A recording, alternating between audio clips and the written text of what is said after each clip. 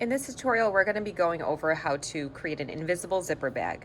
So to first start off, you're going to cut out 2 pieces of fabric that are measuring 11 inches by 6.5 inches. Or if you're following the directions on the worksheet, it would be 13 inches by 11 inches. And then you would fold it over so the 11-inch sides are matching and just cut right along the crease here. So you have the 6.5 by 11-inch dimensions. After you finish that, go to the serger and serge each one of these 4 sides separately on both pieces. Okay, the next step is to grab your seam gauge. You're going to find 5/8 on your seam gauge. And we are going to press under along one of the 11-inch sides on each of these pieces separately. So starting with this piece, we want to fold it in towards the wrong side. So I'm going to fold it here. And as I'm folding it, you just want to measure to make sure it is at 5/8. And use your iron and press it down. What this is doing is it's creating a crease that you're going to be using as a placement line to put your invisible zipper on when you pin it down. This just helps you nicely align it to 5/8 so that the zipper is placed at 5/8 and it'll match the rest of your 5/8 seam.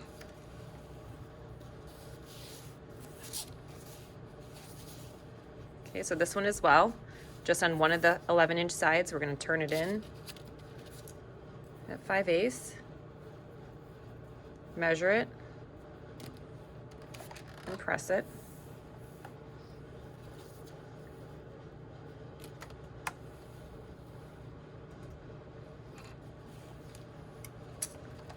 Okay, and now you should have a nice crease that you can see. And you don't have to keep it tucked back. You can unroll it, unfold it, just like that.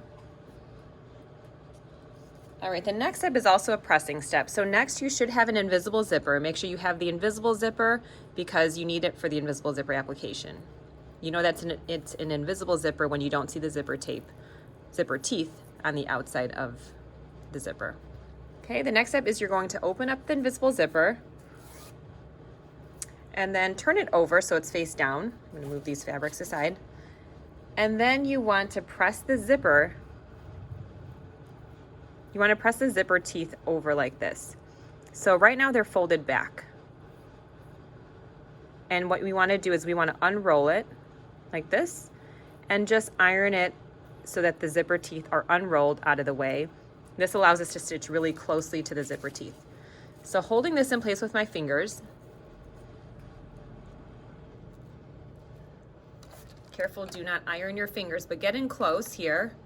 And I'm just kind of pushing the zipper teeth up and out of the way so that they're unrolling.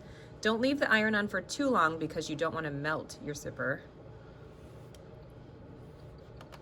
And I do have my heat set at a cotton setting.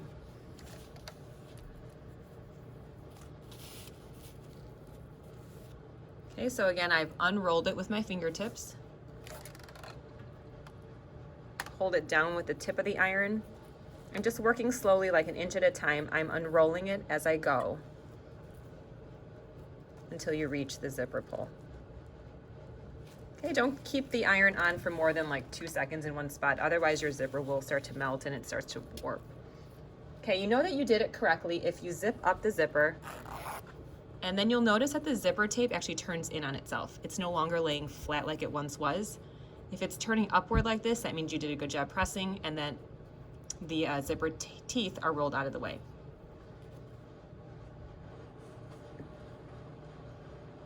All right, the next step is we're going to find the center placement line for both the zipper and the fabric. So to do this really easily, you can use your marking pencil or a pin. I'm going to just use a pin. So you're going to fold your zipper in half and just place a pin right where the crease is. Just like so. So now I've marked the center point of my zipper. We're going to do the same thing to our 2 pieces of fabric. So you're going to do this to the side where you created that original crease with the 5/8 pressing. So fold this in half. Mark the center point with a pin.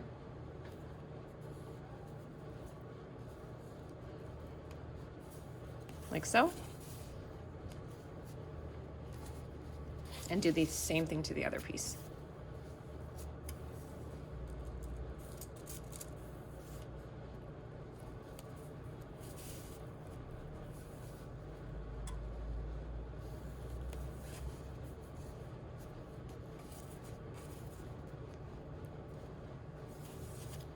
Okay, so now all my centers are marked. This helps me align my zipper so I have it exactly centered on that 11-inch seam so that it's not too close to either edge. Okay, then the next step is you're going to open the zipper. Careful not to move that pin, or you might want to move it to the side as you're unzipping it.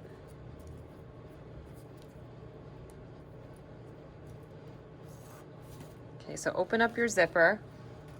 You're going to now place the right side of the zipper tape face down.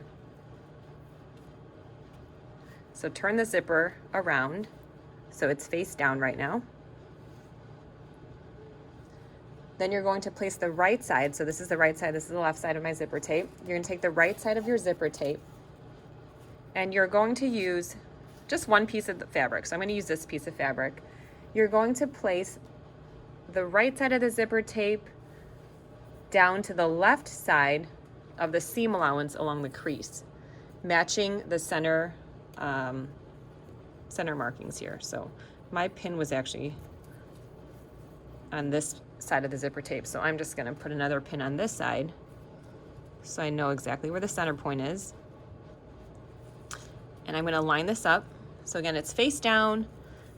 I'm lining these two pins up exactly. And then I'm putting my zipper teeth right where this crease is.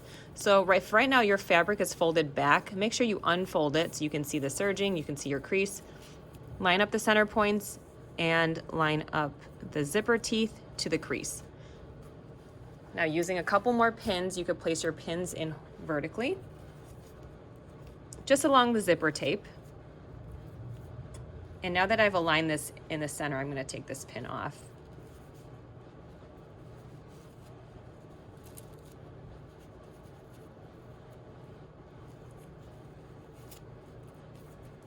Okay, so you'll notice that my zipper teeth are now where the 5/8 seam line would be. You want it exactly at 5/8 because the rest of your seam is going to be also sewn at 5/8. So you want that zipper to seamlessly align with the rest of the seam.